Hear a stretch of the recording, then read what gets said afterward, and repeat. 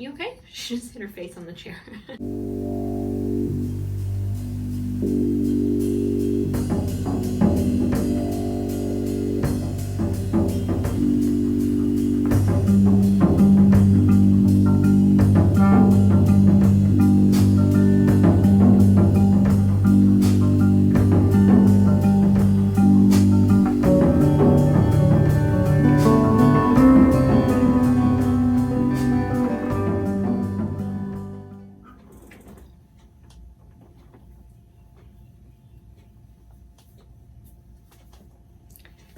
Hello and welcome to the Thread to Mend podcast. My name is Taylor and I come to you from Baltimore, Maryland, and this is a podcast about all things that are fiber related. So I mostly touch on the subjects of knitting yarn and spinning wool, and occasionally processing wool from sheep to sweater, basically. On my lap here is Star Baby Moonchild. She is our oldest and my first kitty as an adult person. We rescued her from Barks, which is our local community, shelter. And she's such a lap cat these days when I'm sitting in this chair, but otherwise not so much. And anyway, she just is being dramatic today. How are you all? It is, I think, the third or fourth week of my shelter in place here in Baltimore. And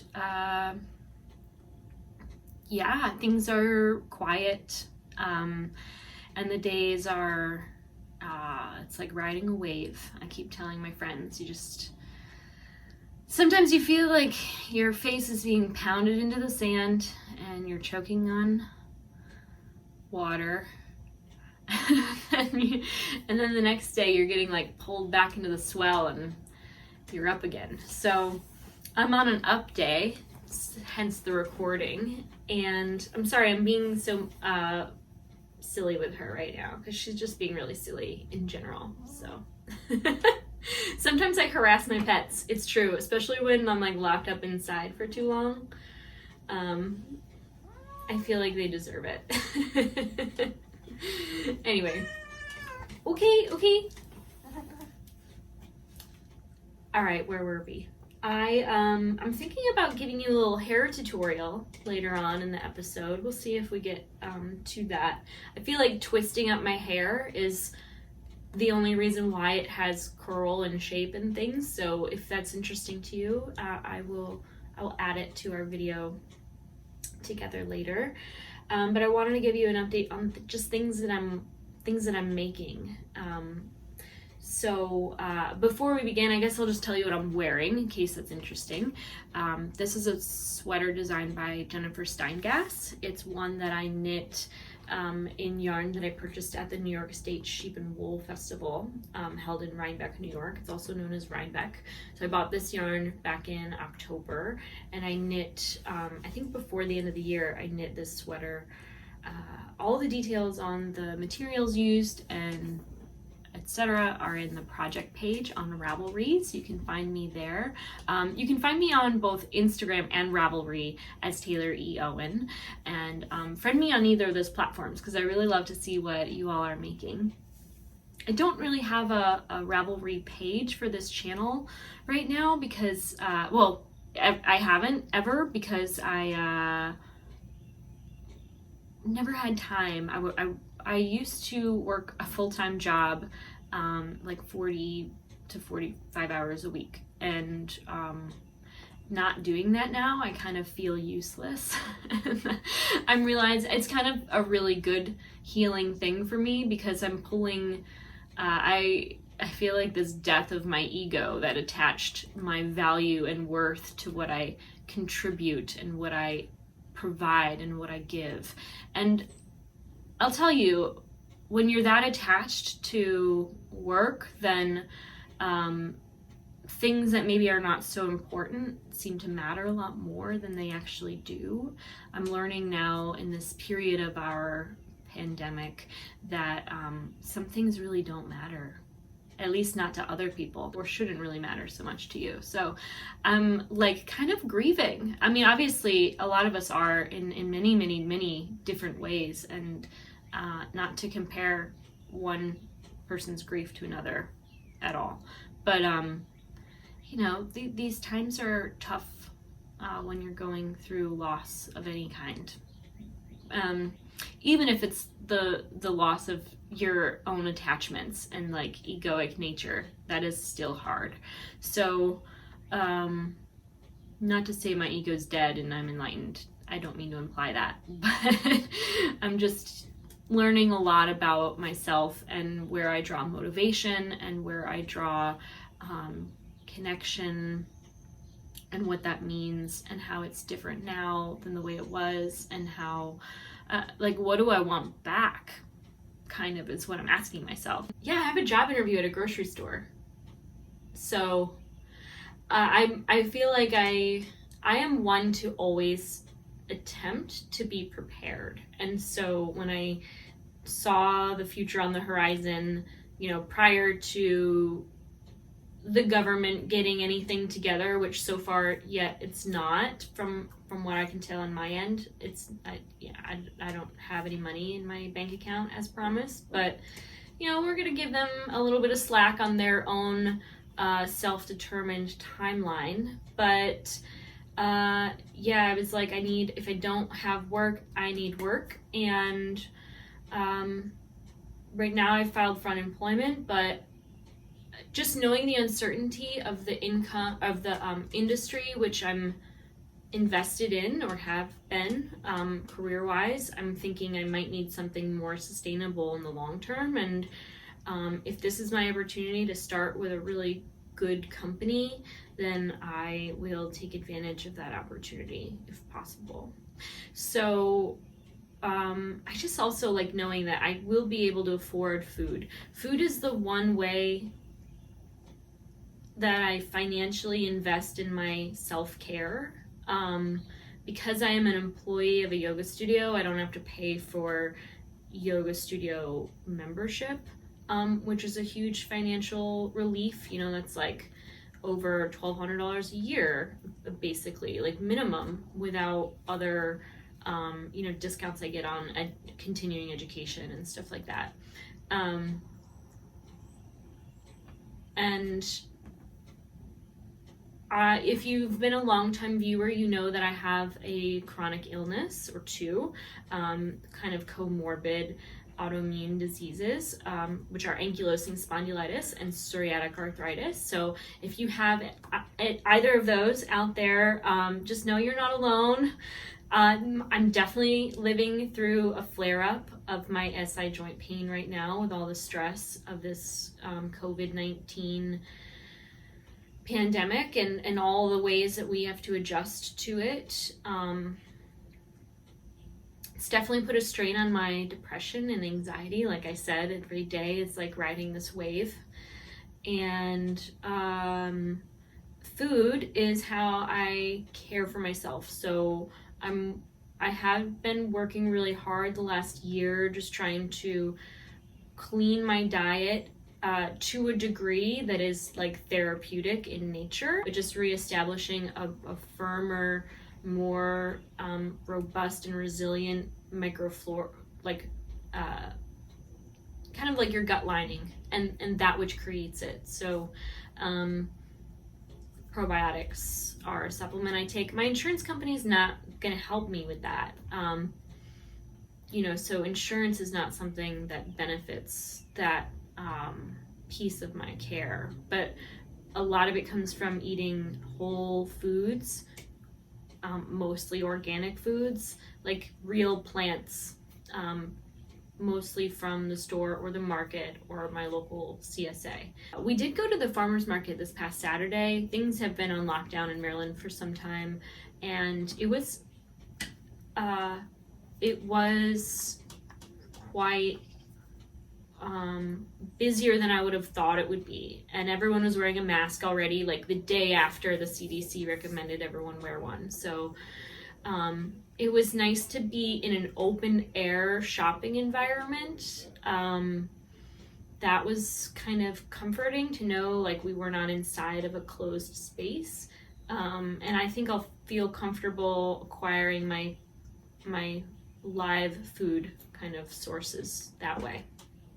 I mean, they have everything there, live or dead, but you know, the fresh stuff. So, right, let's get back on the subject of knitting and spinning.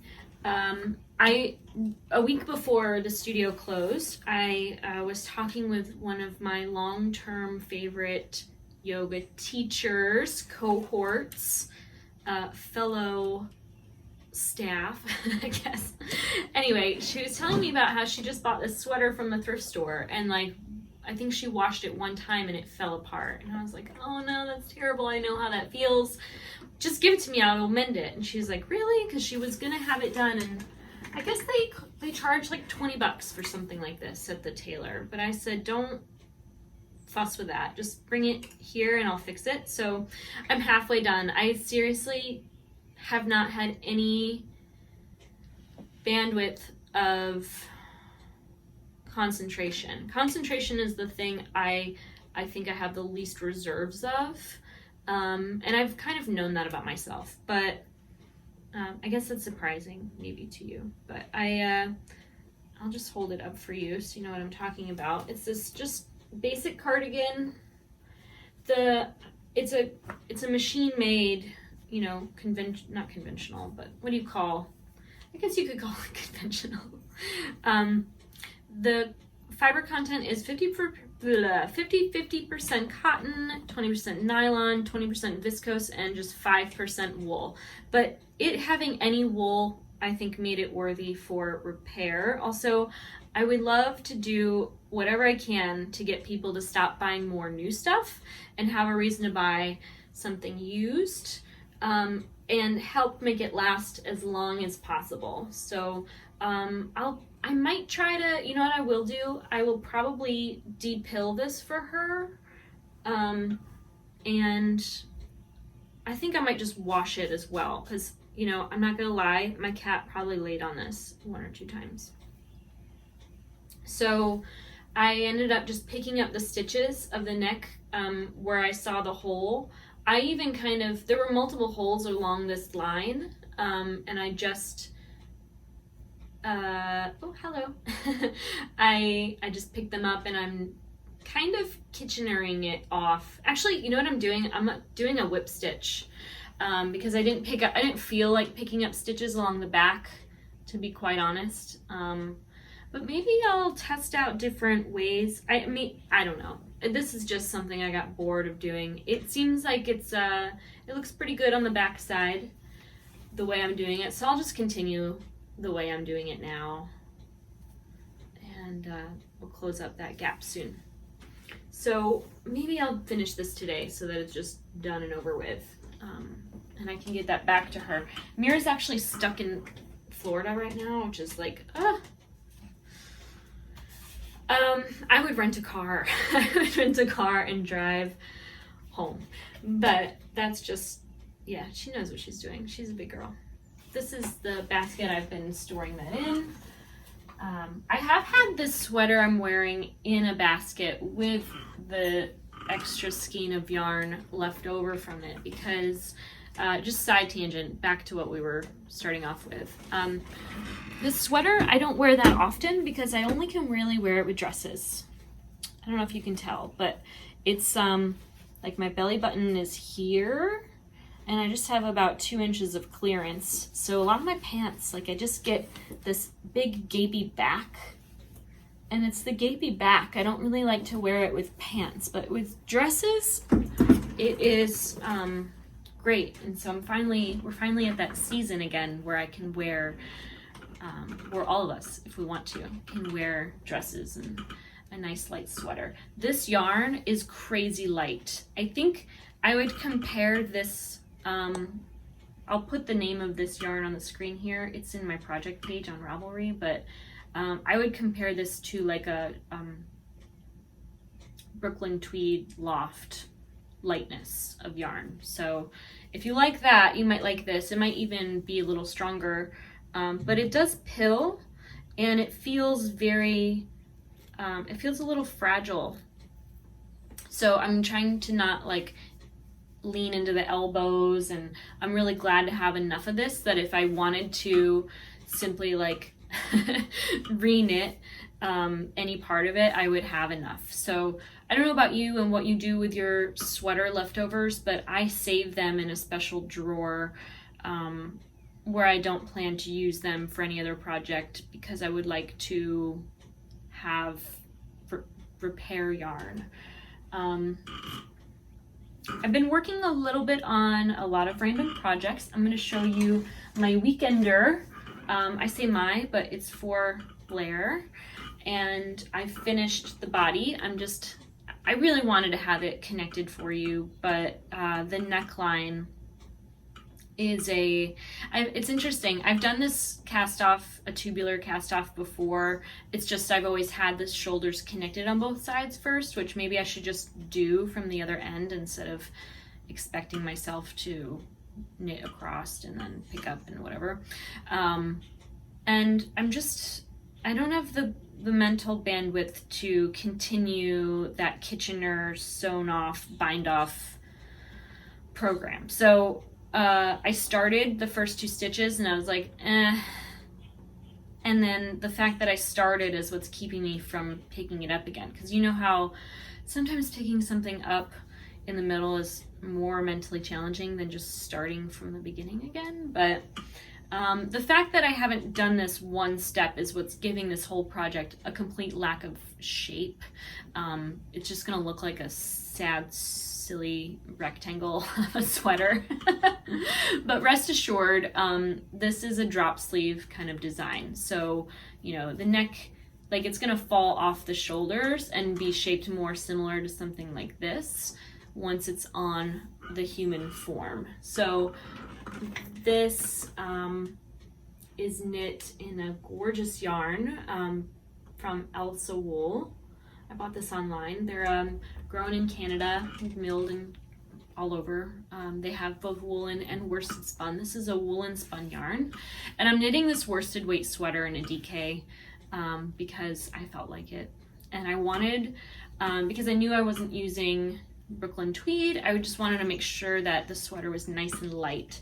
I don't personally, unless I'm wearing a lopey, because it's like has this halo that expands the sweater, I don't personally love worsted weight garments, just because they're kind of on that edge of bulky. I live in an area that's really, really hot, like end of June through September.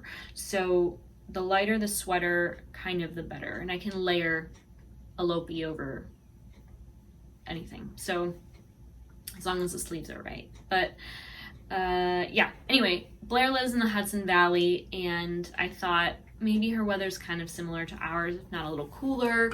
And I was still planning to go do Rhinebeck if it's happening, and stay with her and make sure that she has a weekend Rhinebeck sweater, which will be really fun. And I still have some motivation to work on this, sort of, kind of. It's not for me, so it's like I kind of feel like a lot of the things I've been making, I almost everything I always make, I never really get to wear once it's finished anyway, so that's not a huge motivator for me to work on any one thing.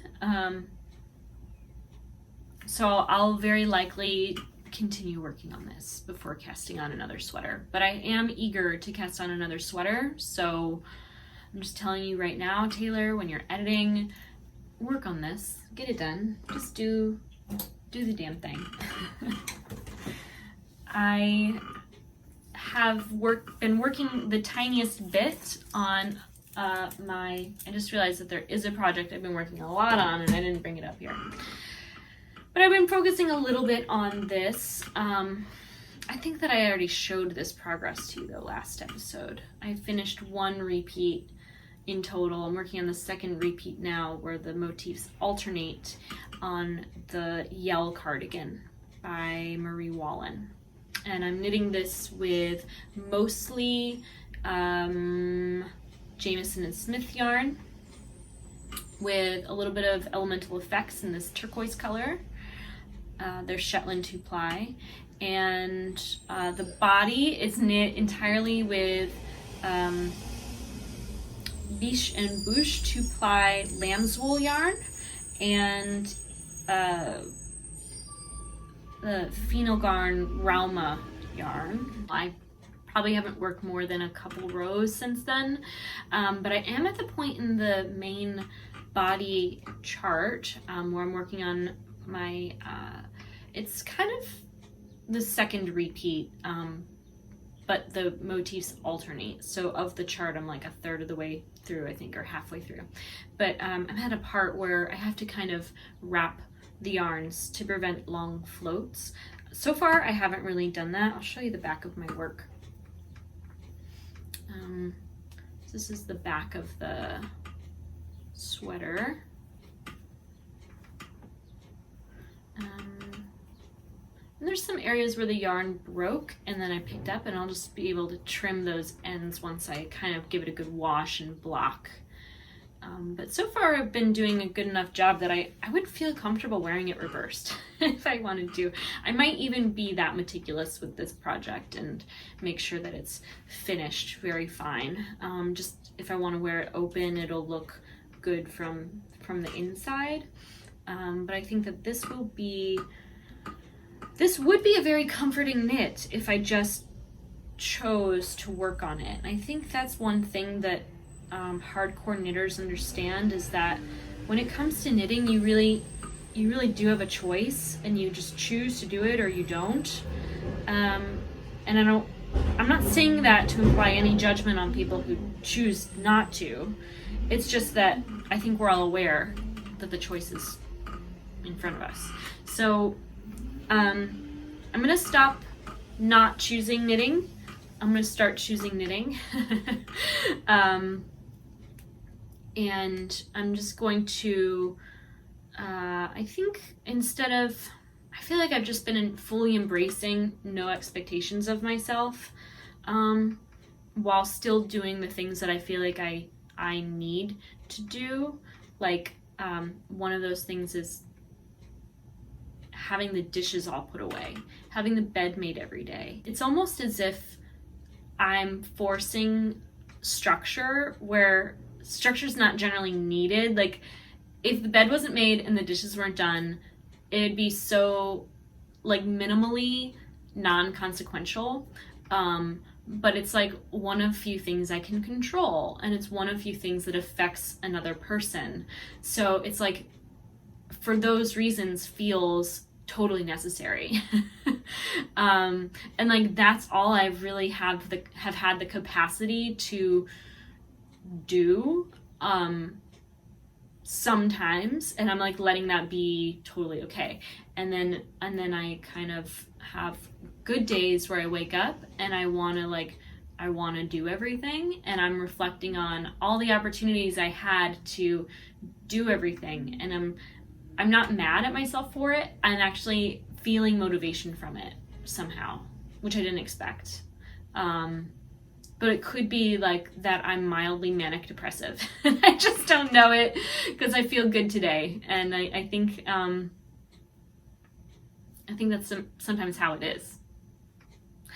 I have a friend, Ramar, who is very open about his diagnosis and living with bipolar disorder, and just hearing him speak on it and just share his lived experience and what his moments have been like, is just so powerful and empowering and comforting, I think, to so many people. I'm just really, I've known him long before.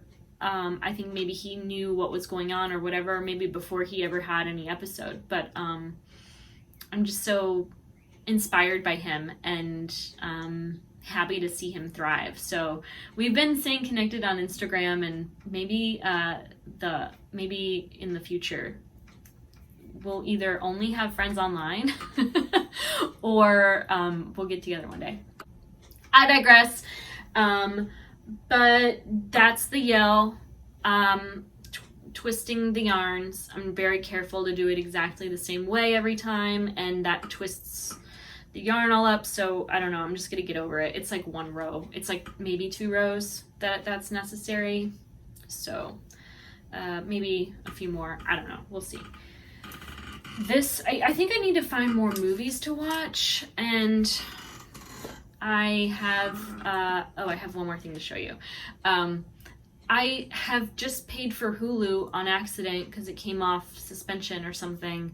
So I have Hulu for like a month at least. I think I might freeze it. I don't know. I'm trying to minimize the things that I pay for.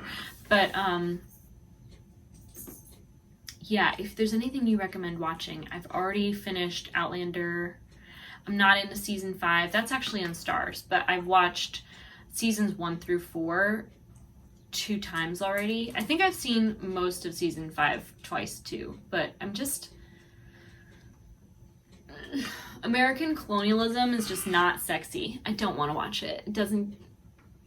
no. Okay. Also, like, medical warfare, I catch up with it enough every day. I have been watching a lot of YouTube. I've been watching a lot of Cuomo in the mornings, late mornings, and a little bit of the White House press briefings, which are maddening. And I'm keeping up with things like I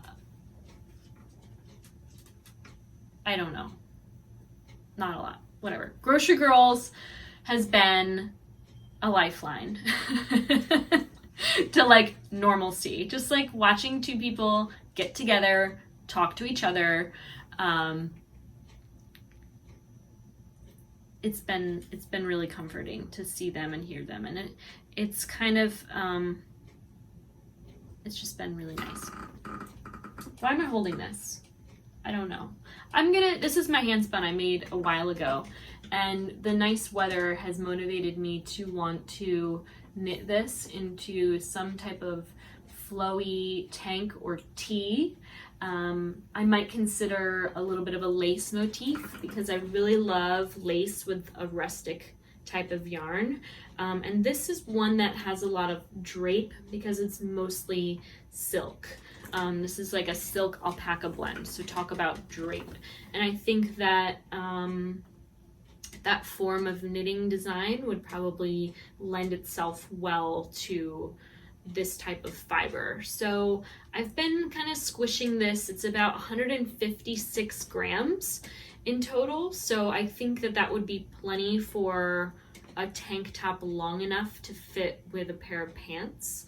And I'm thinking about doing my own design here. So if I want to dive into a book and pick a motif and cast on maybe a bottom up, then I might do that. I have a couple other projects. I think I've shown these to you in the past and I've been working a little on them. I have this little tank bra. It's with a superwash DK. All of my remaining superwash DK is determined to become bralette tops to wear as bras. Or I'm thinking about making some like booty shorts underwear type of things,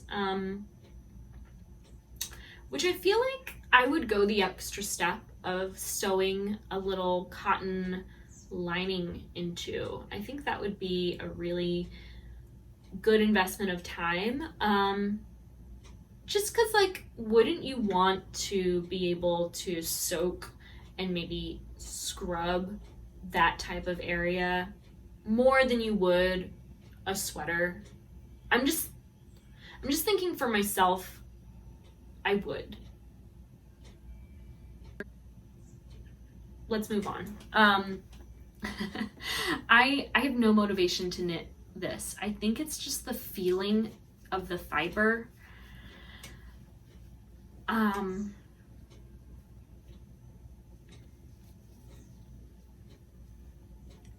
And my personal pressures to figure out how I want to do it. This time I'm playing with a different kind of cast on. So I did a cable cast on to give that kind of rope look. And then I purled and knit to give a garter row. Or maybe I knit and then I purled, I can't tell. And then I knit. So it kind of gives it sort of like it almost looks like a braid at the bottom. And this is yarn that I over dyed. It was one color and then I made it a rich, warm kind of gold. And so this is just long-term stash yarn. I started turning the heel of a sock, which I've never done. And as soon as I got the hang of it, I stopped because that's, again, what my attention span has been like. So I think that I've like turned it and then there's some step here where I'll eventually be back in the round again. And then after I get to that point, I am like free and clear on at least one of these two. So, you know, maybe I'll get around to that again. And not a stitch has been worked on the second thing. But again, I'm putting a lot of pressure on myself to do a lot of shit, and I really don't need to. But if I got a little organized with my project bags, that might help. I completed a project. I will show you real quick. It's right in front of me here. I crocheted this ottoman cover. This is a pillow that I picked up from the thrift store. It was covered in like an Indian type of fabric thing, and although I liked it, it wasn't quite the aesthetic that I've created in my home. I don't use a lot of hot pink. Some pink I'm okay with, obviously, but hot pink is not my jam. So I've made these little hexagons and I crocheted them together. If you know some basic crochet, I'll just tell you the process I use for knitting these hexagons. I always do a 3-chain in the round start rather than the magic loop sort of method, because I have found that it will last longer over time. It's a little bit more resilient of a start. And I in American terms, double crochet 12 stitches in the round. And then between every 2 stitches, I double crochet 4 stitches. Every 2, double crochet 4. And that gives you the corners of your hexagon. I change colors by the 3rd round most often. I like that kind of center area. I don't know if there's one that I did just a single. You can see, even that one I did too. Oh, my hair's stuck on this. Anyway, I have a very particular way of crocheting closing rounds and changing colors, which I showed in my previous podcast episode. So if you haven't seen that episode and you're interested in a close-up of how I change colors and join my rounds, you can check that out. But then I just continue to double the number of stitches I make into each corner and just knit 2 between every 2 stitches, if that makes sense. Basically did my best to connect these, I think with single crochet around the top there, and then I made a chain and I threaded the chain through the corners and tightened it up around the base of this little wooden piece of furniture that I also found at the thrift store. So it makes just a little stool I can put my feet up on in my craft room chair. So that's it. That's all I have to show you this week on the Thread to Mend podcast. I think I will start a Ravelry group. I think that it's time I think that I have a lot of time on my hands right now, at least in the short term. So you'll see that up there on the internet if you want to check it out and join the group. Maybe we'll do some type of knit along. I'm thinking that it'll be a very open knit along that's like, if you just want to share what you're making with people in a tighter group where you can get more communication and connection, something new, something fresh, something you enjoy, please join. It can be anything you want, just knit along with us, and then I'll likely do a giveaway of some kind. How about, I don't know, let's say when I get my unemployment check, I'll do a giveaway of a pattern on Ravelry. So that way there's no reason to go to the post office. Very simple. I'll just send someone I will send someone a free pattern. So whenever that happens, that's what we'll do. So join the Ravelry group, and I'm just looking around to see if there's anything I'm forgetting, but I don't think so. I think that there's just a lot of very simple things we've already reviewed. Before we go, how about I show you my hair tutorial? Right, I like to wear my hair up a lot when it's not just down. And one of the things that I use most often to hold my hair up is this hair screw. I bought this at CVS or Walgreens or Rite Aid, Dwayne Reed, whatever you got going on there. They might not sell these any longer. You might have to go to somewhere like a beauty supply shop. I'm not so sure. They usually come in a 2-pack or 3-pack. They come in different sizes as well, and I think different colors, but I think it hides itself really well. Fingers are my tools. So I'll just kind of pull the hair back nice and loose from the bottom, and I kind of use my thumbs to kind of scoop the bottom of my hair, and I pull it out and then up.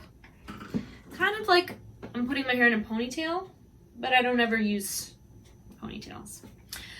So I have my hair like I would a ponytail, but I'm keeping the front and the sides loose, like I would wear them down, or maybe how I want my hair to look when it's up.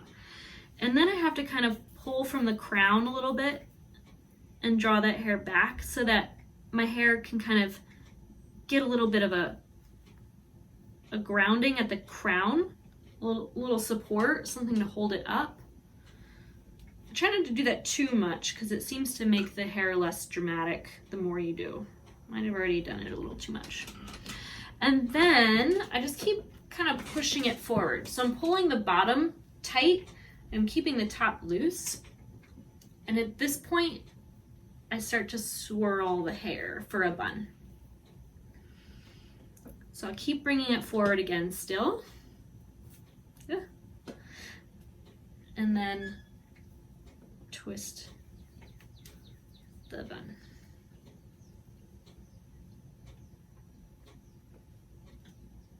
All right. And then the hair screw, you kind of just push it in wherever you feel like you got a grip. I don't do it towards the end of my hairs. I try to bring it up a few inches from the ends because the ends will just slip out very easily. And I kind of just twist it across my scalp. I try to grab a little bit of the scalp hair so that it holds it down. And then it's, you know, you got that avant-garde little bun thing. I'll usually pull out my braid. I don't cut my hair all that often, and the hairs at the bottom of my neck, where I used to like shave my head when I was a kid, I just grow it out and I braid it so that it doesn't become like a rat's nest underneath the rest of my hair. Just keeps it a little bit more tame. I even have a second braid, but this one's been holding up for a while.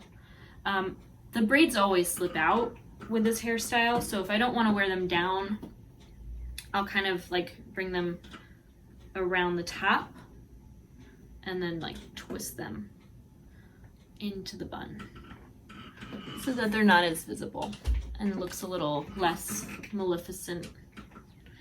But yeah, sometimes it looks good. Sometimes it just looks bizarre. I call it wearing my hair like a hat.